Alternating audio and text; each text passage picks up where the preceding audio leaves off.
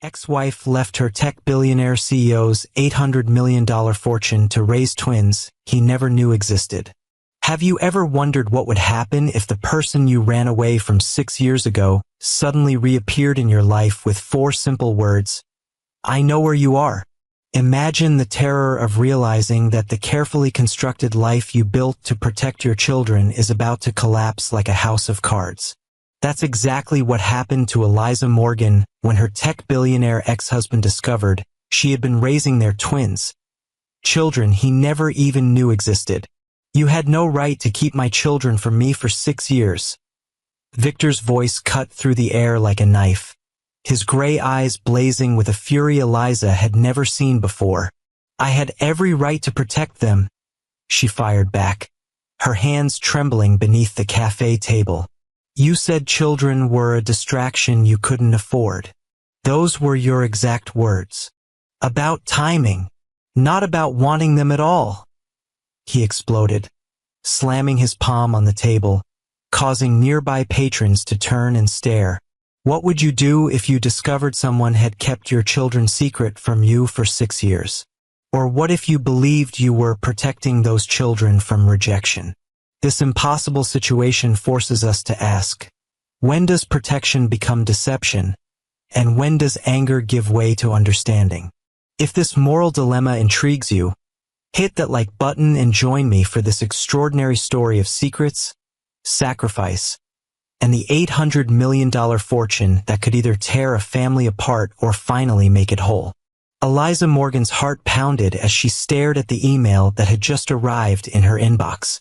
After 6 years of careful anonymity, of building a life far from the reach of her ex-husband, the message was simple but devastating. I know where you are. We need to talk. Victor. Her hands trembled as she closed her laptop.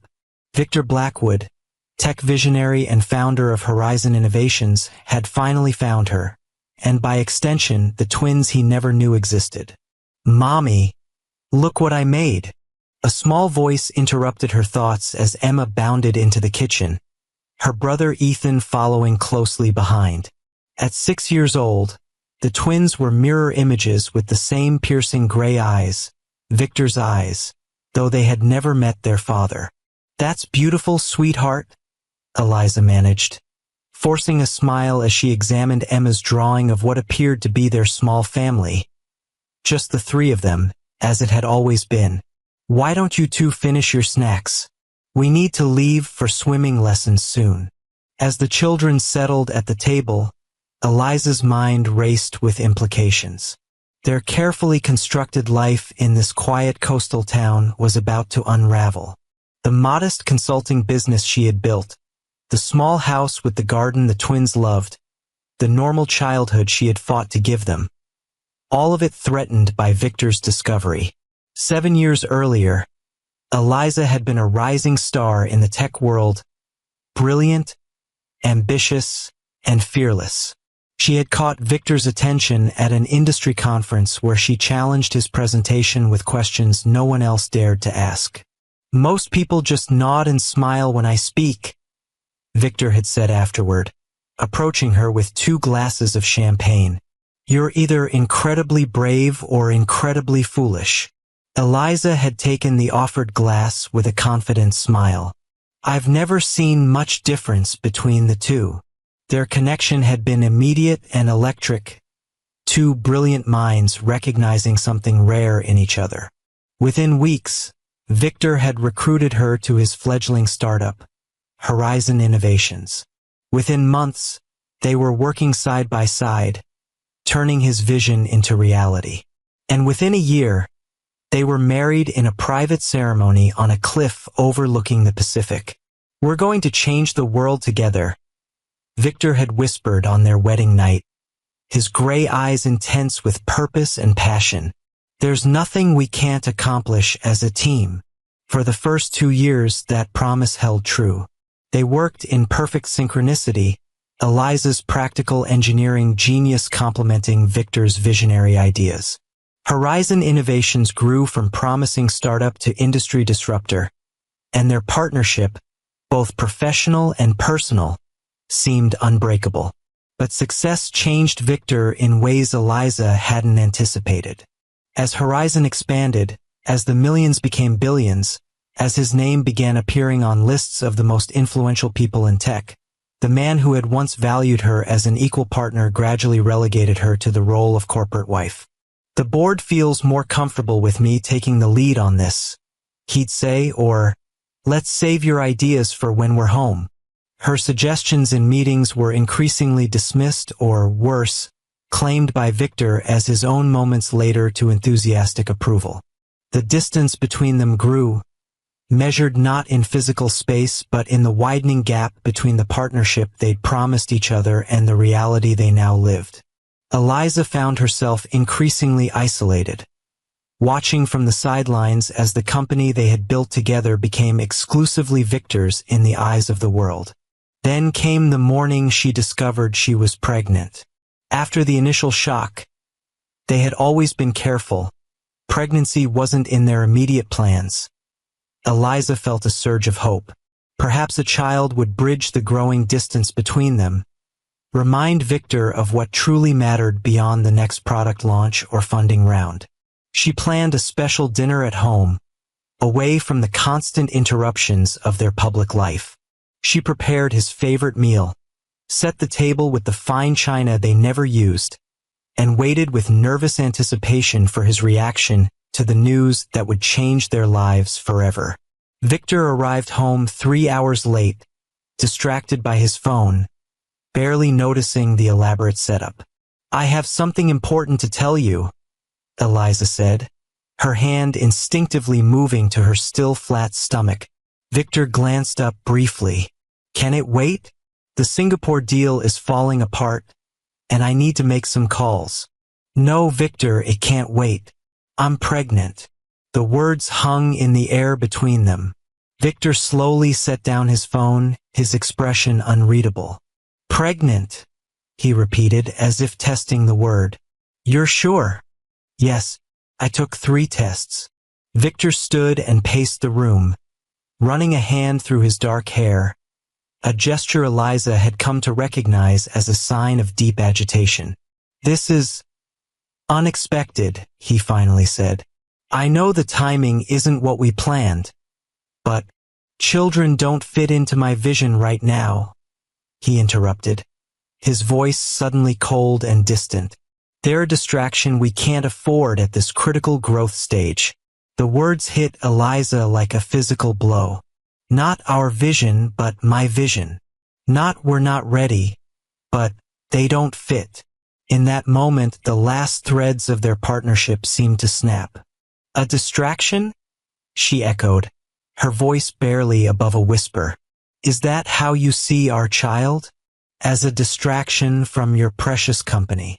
Victor's expression softened slightly, perhaps recognizing the harshness of his words.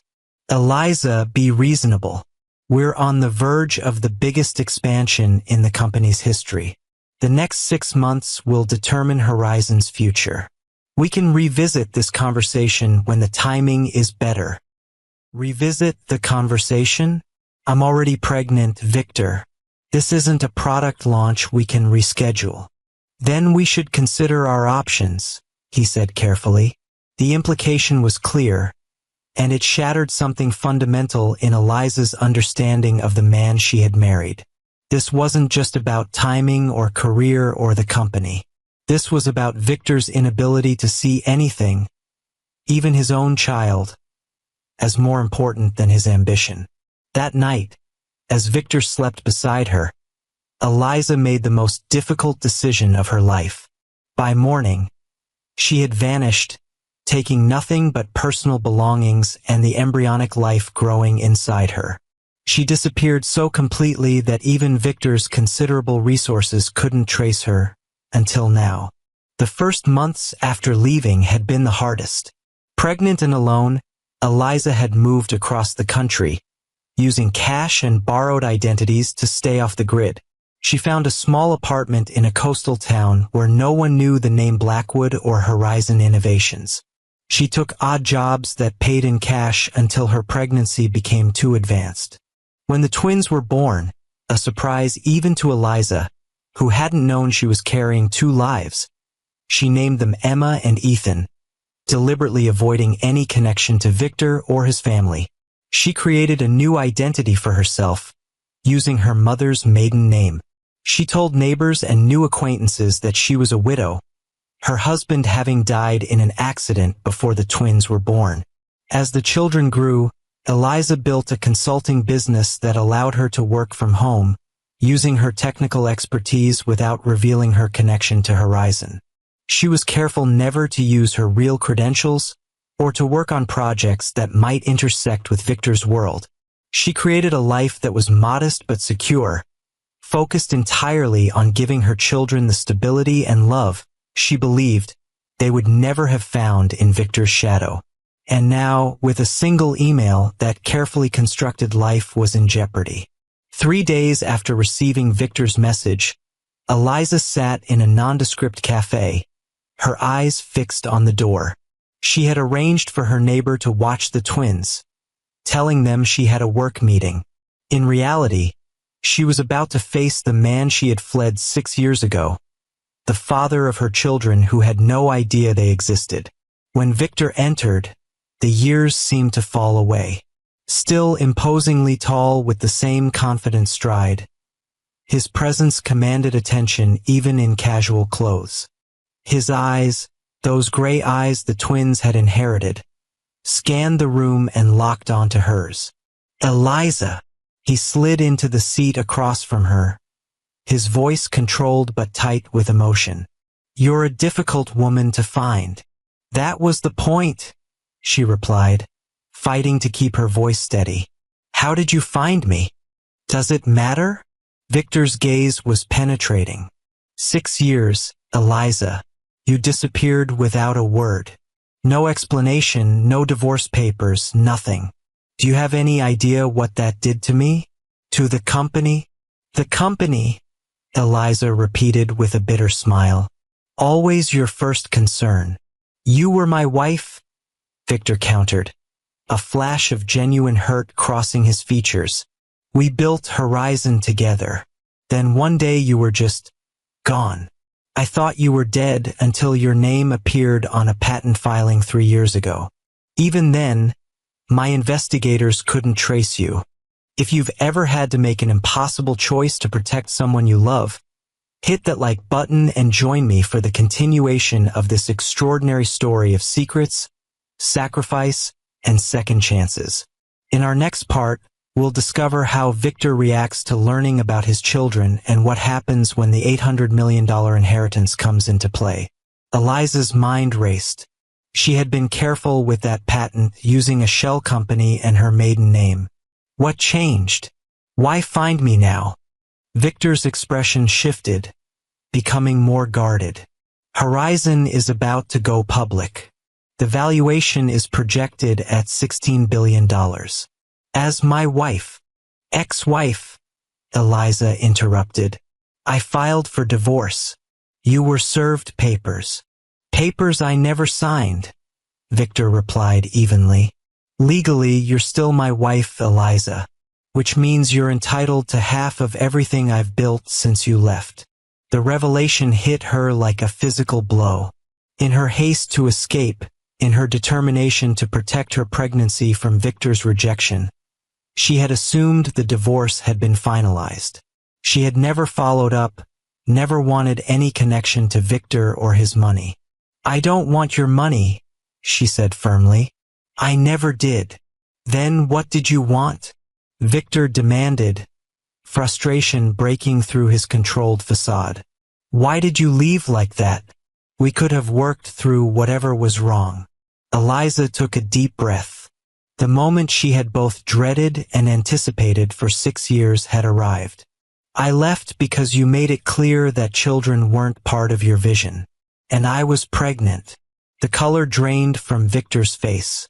For perhaps the first time in his life, the tech visionary was rendered speechless. Twins, Eliza continued into the silence. A boy and a girl. They're 6 now. Victor's hands gripped the edge of the table, his knuckles white. I have children, he said, the word somewhere between a question and a statement. For 6 years, I've had children I knew nothing about. You made your feelings about parenthood very clear, Eliza replied, her voice softening slightly at the genuine shock in his expression.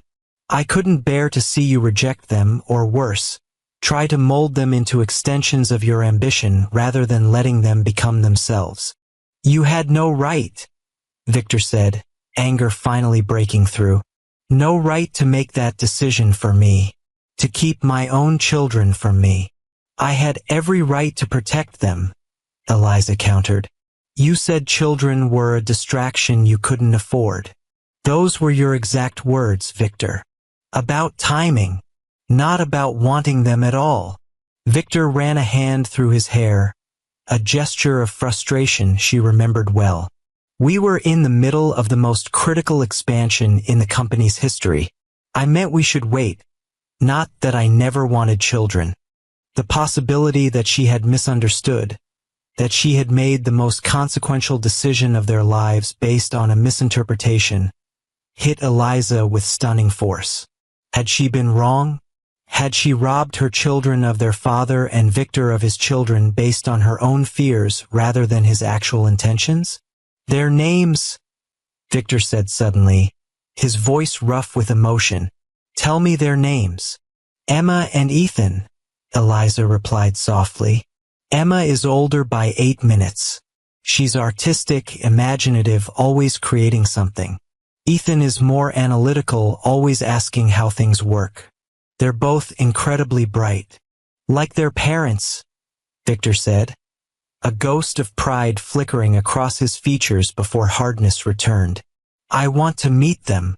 It's not that simple, Eliza protested. They don't know about you. They think their father died before they were born.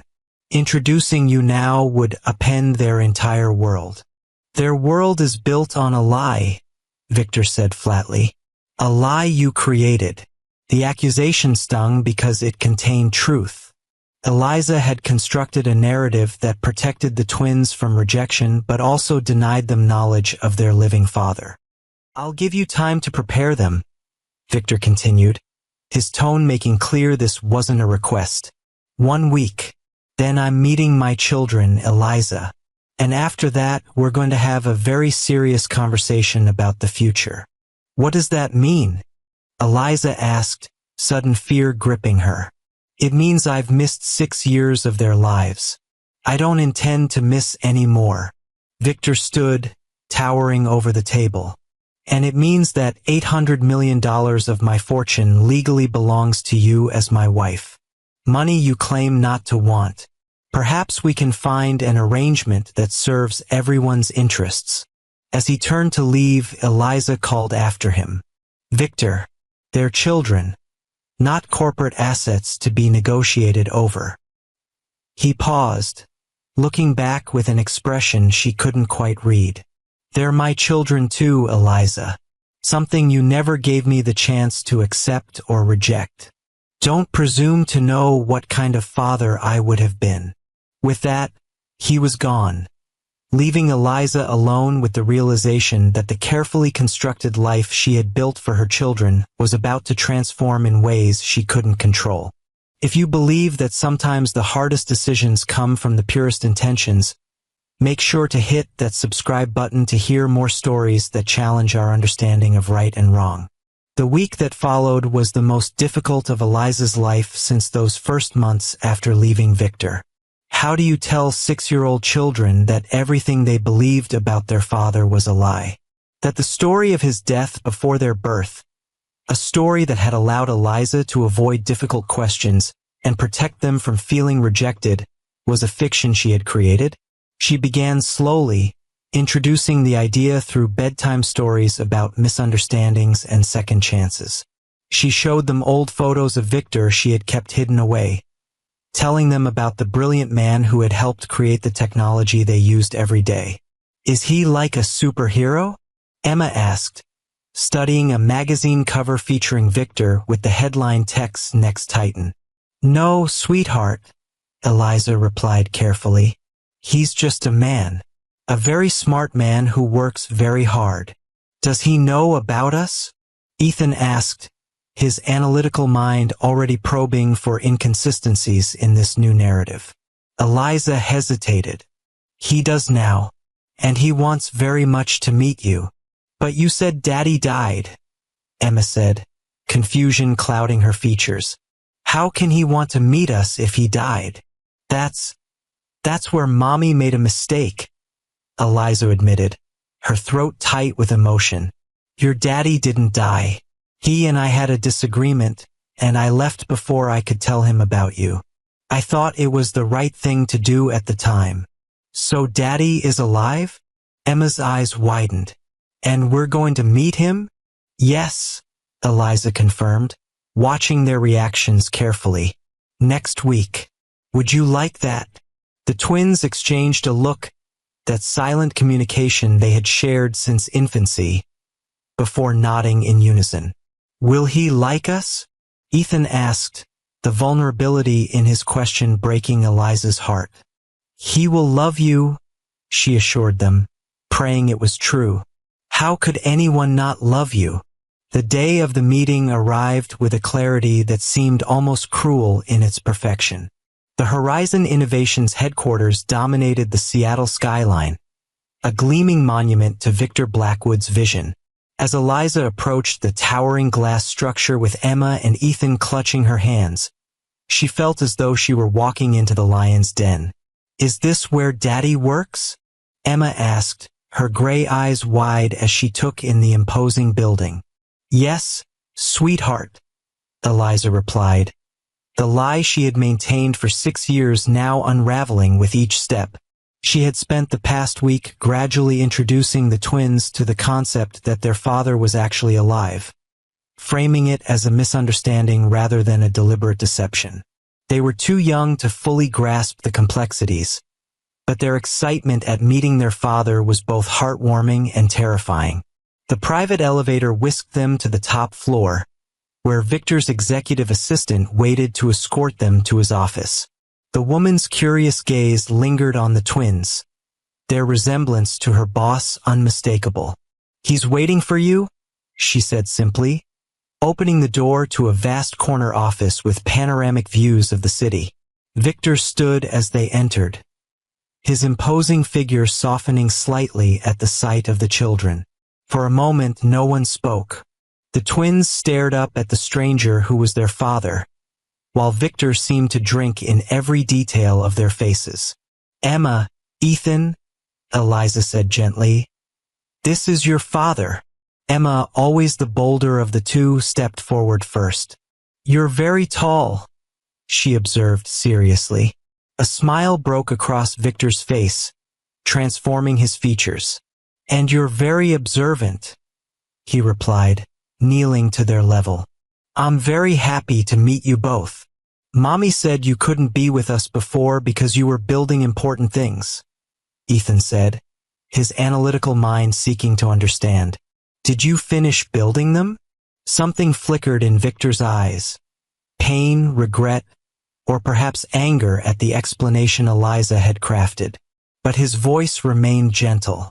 Some things, but I'm realizing there are more important things I should have been building all along. He looked up at Eliza, a silent communication passing between them. This moment was about the children, not their complicated past. Would you like to see something special? Victor asked the twins.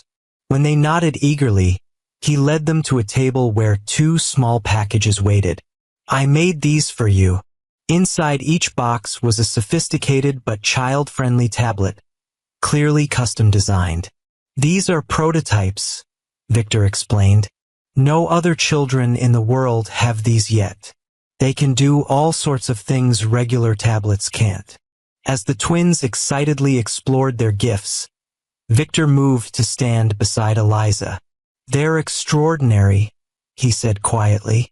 You've done an amazing job with them. They are extraordinary, Eliza agreed. But they're not a replacement for what we lost, Victor. No, he acknowledged. Nothing could be. He hesitated, then added, my lawyers have drawn up papers. For the divorce, for custody arrangements, for the financial settlement. Eliza tensed. I told you, I don't want your money. $800 million, Eliza, Victor said flatly. That's what you're entitled to under Washington state law. Half of what I've built since we married. Money that could secure our children's future in ways neither of us could have imagined when we were starting out. Money that comes with strings, Eliza countered. I know you, Victor. You never give anything without expecting something in return. Victor's expression hardened slightly. What I expect is to be part of my children's lives. What I expect is for you to stop punishing me for something I never actually did. Reject them. The truth of his words hit home. For 6 years, she had been fighting a ghost. The rejection she had anticipated but that had never actually occurred. The money is theirs by right, Victor continued. Put in trusts they can access when they're older. What I'm offering is a compromise. I won't fight for full custody, which I could do given that you deliberately concealed them from me. In exchange, I want meaningful time with them. Holidays, weekends, summers. I want to know my children, Eliza. As they spoke, Emma had wandered to the floor-to-ceiling windows, pressing her small hand against the glass as she gazed at the city below. Daddy, can you see our house from here? She called. The word daddy seemed to strike Victor physically. He moved to join her at the window, kneeling beside her. No, sweetheart. Your house is too far away to see from here. Is that why you never visited us before? She asked innocently. Because you couldn't see where we lived? Victor's eyes met Eliza's over their daughter's head. A world of complicated emotions passing between them. Something like that, he said softly. But now that I've found you, distance won't keep us apart anymore. Watching them together, Victor with Emma at the window, Ethan absorbed in the tablet his father had created specifically for him. Eliza felt the walls she had built around their little family beginning to crumble. For 6 years, she had been both mother and father, protector and provider. She had fled with nothing, rebuilt her life from scratch, all to shield her children from a rejection she had convinced herself was inevitable. But looking at Victor now, seeing the wonder in his eyes as he interacted with the children he had just discovered, she was forced to confront an uncomfortable possibility. Perhaps she had been wrong. Perhaps in her determination to protect her children, she had denied them something precious. A father who, despite his flaws, might have embraced them completely. We should go, she said finally. This is a lot for them to process in one day. Victor nodded, though reluctance was clear in his expression. I'd like to see them again tomorrow, perhaps somewhere more casual. The park near your house, maybe. The fact that he knew where they lived was not lost on Eliza, a reminder of the resources at his disposal and how completely her carefully constructed anonymity had been breached. All right, she agreed. But Victor, this has to be about them. Not about us, not about Horizon, not about money or the past. Just about Emma and Ethan. They're all that matters now, he replied, and for the first time in years, Eliza believed him completely. Later that evening, as Eliza tucked the twins into bed, their excitement still palpable after meeting their father, she found herself facing questions she had hoped to avoid for years to come. Why did you tell us Daddy was gone forever if he wasn't? Ethan asked, his logical mind troubled by the inconsistency. Eliza sat on the edge of his bed, choosing her words carefully. Sometimes grown-ups make mistakes because they're trying to protect the people they love. I thought I was protecting you. From what? Emma called from her bed across the room. Daddy seems nice. He made us special tablets. It's complicated, sweetheart, Eliza sighed.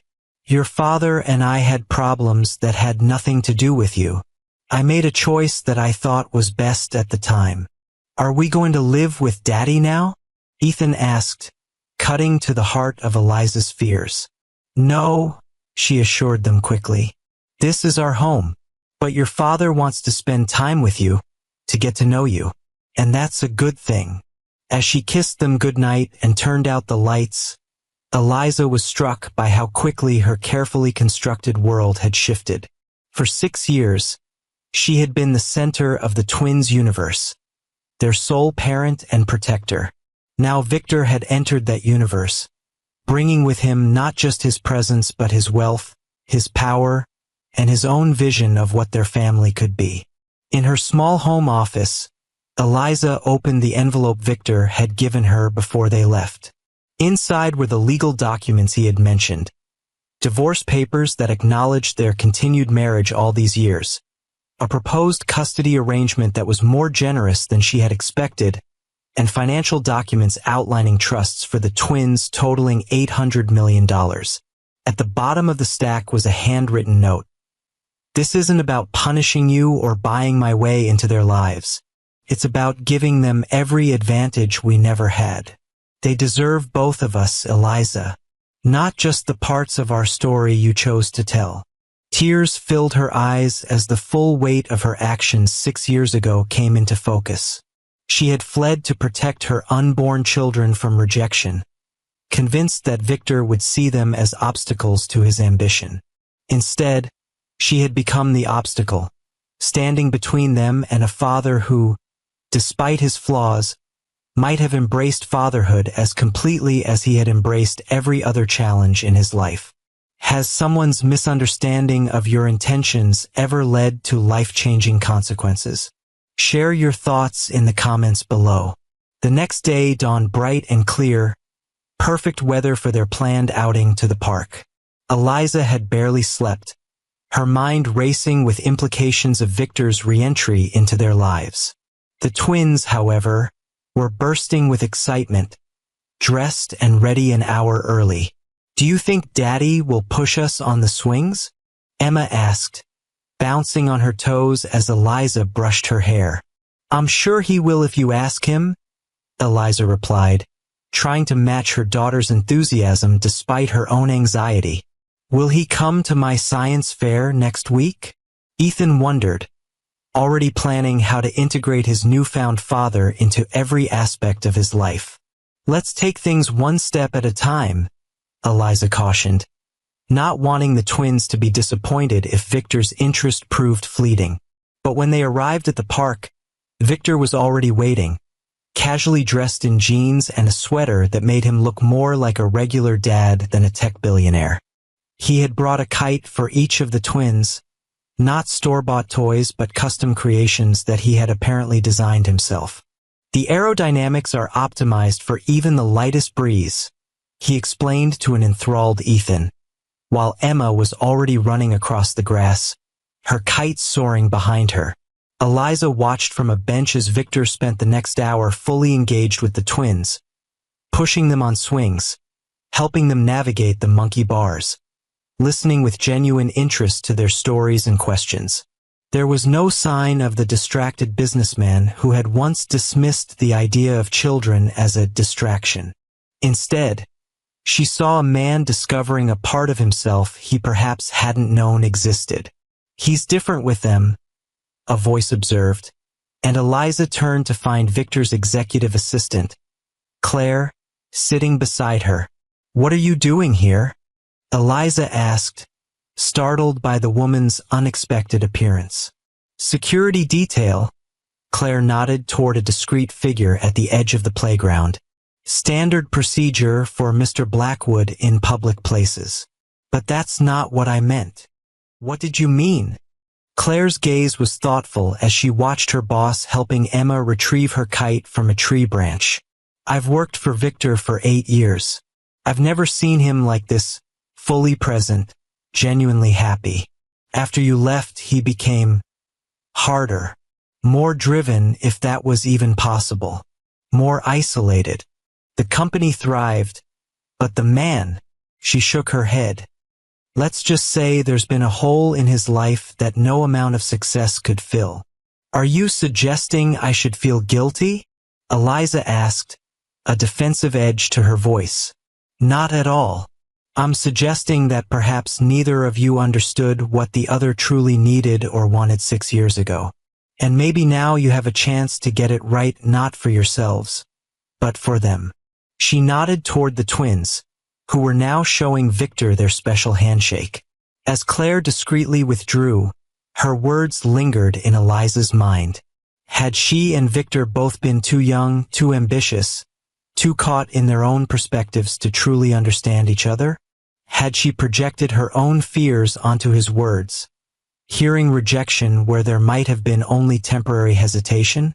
The day at the park stretched into lunch at a nearby cafe, where Victor listened with rapt attention as the twins described their school, their friends, their hobbies. He asked thoughtful questions, remembered details, and seemed genuinely interested in every aspect of their lives.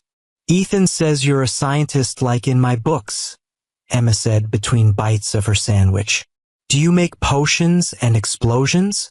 Victor laughed a real laugh, something Eliza had rarely heard in their final months together. "Not exactly. I make computers and software, the things that make your tablets work." "Could I make those things too?" Ethan asked, his eyes serious behind his small glasses. "Absolutely," Victor assured him. "In fact, I'd be happy to show you how some of it works. If that's okay with your mother," he added, glancing at Eliza. She nodded, unable to deny the genuine connection forming between father and children. That would be fine. As the weeks passed, Victor became a regular presence in the twins' lives. He attended Ethan's science fair, beaming with pride when his son's project on renewable energy won first place. He sat in the audience at Emma's dance recital, recording every moment on his phone like any other proud parent.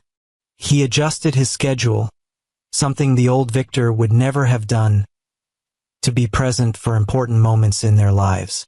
For Eliza, watching this transformation was both heartwarming and painful. The Victor she saw with their children was the man she had fallen in love with years ago. Passionate, engaged, fully present. But his re-entry into their lives also forced her to confront the consequences of her decision to leave. One evening, after the twins were asleep, Victor lingered at her small kitchen table, the custody and financial documents still unsigned between them. "They're thriving, Eliza," he said quietly. "You've done an amazing job raising them." "Thank you," she replied, the compliment both welcome and bittersweet. "They make it easy. They're extraordinary children." "They are." Victor hesitated, then added, "But I can't help wondering who we might have been, if you had stayed. If you had given me the chance to be their father from the beginning." The question hung in the air between them, heavy with 6 years of lost possibilities. "I thought I was protecting them," Eliza said finally. "I heard your words about children being a distraction, and I couldn't bear the thought of them feeling unwanted or secondary to your ambition." "And now?" Victor asked, his gray eyes, so like the twins, searching hers. "Now I see that I might have been wrong," she admitted. "I see how you are with them, how naturally you've stepped into being their father. And I wonder if I robbed all 3 of you of something precious." Victor was quiet for a long moment. "We can't change the past," he said finally, "but we can decide what happens now." He pushed the documents toward her. "I've revised the proposal. The financial trusts for the twins remain the same, $800 million that legally belongs to you but that I agree should secure their future. But I've changed the custody arrangement." Eliza tensed. "Changed how?" "I'm not asking for joint custody anymore," Victor said, surprising her. "I'm asking for the chance to earn it.